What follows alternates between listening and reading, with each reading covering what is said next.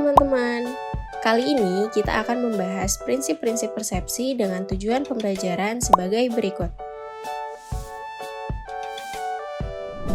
Pernah nggak kamu merasa satu hal dipersepsikan beda oleh orang lain? Kok bisa ya? Nah, itulah serunya prinsip persepsi.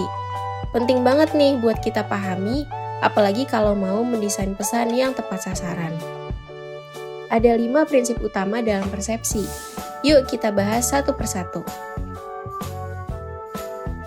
Yang pertama, persepsi itu relatif, bukan absolut.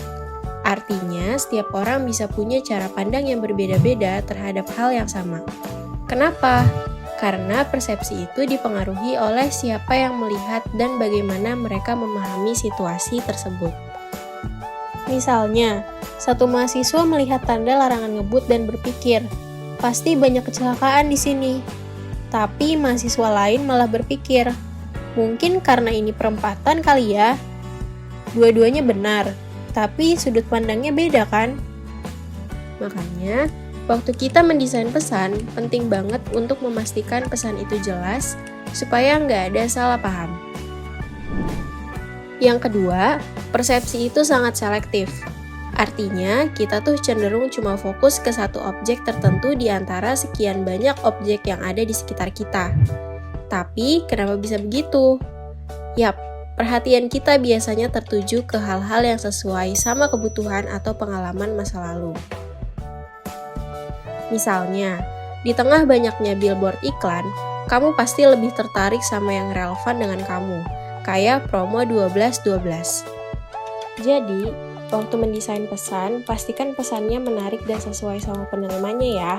Kalau enggak, ya bakal kelewat aja, kayak angin lewat. Yang ketiga, persepsi itu terorganisir. Artinya, persepsi membutuhkan stabilitas, ketertiban, dan pola yang jelas supaya objek bisa dipahami dengan tepat. Kalau objeknya nggak terstruktur, orang cenderung memahami berdasarkan persepsi masing-masing. Bisa jadi maknanya malah salah tangkap.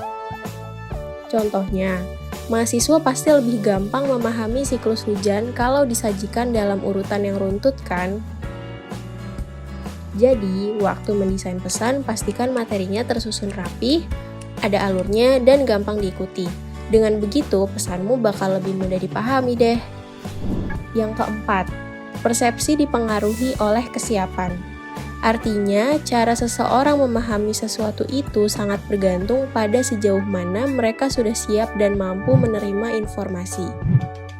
Contohnya, kalau kita ingin membuat materi matematika, kita harus mengetahui dulu kemampuan dari mahasiswa. Kalau mereka belum punya dasar, nantinya bakal kesulitan memahami materi baru.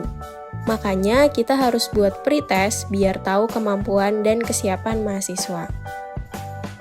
Jadi, sebelum mendesain pesan, penting banget buat tahu sejauh mana kesiapan penerima biar materinya mudah dipelajari.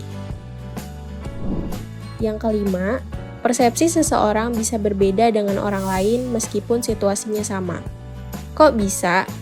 Nah, ini karena persepsi dipengaruhi oleh banyak faktor, kayak kepribadian, sikap, motivasi, bahkan budaya dan lingkungan sosial. Misalnya, ada berita banjir. Mahasiswa yang tinggal di tempat rawan banjir pasti punya pandangan yang beda dibandingkan mahasiswa yang tidak pernah merasakan banjir. Pengalaman mereka kan nggak sama. Makanya, waktu mendesain pesan, kita harus peka sama perbedaan latar belakang biar pesannya bisa diterima dengan baik oleh semua orang. Jadi, ingat ya, memahami prinsip persepsi itu penting banget. Kalau pesannya tepat, proses belajar jadi lebih efektif, seru, dan nggak bikin pusing.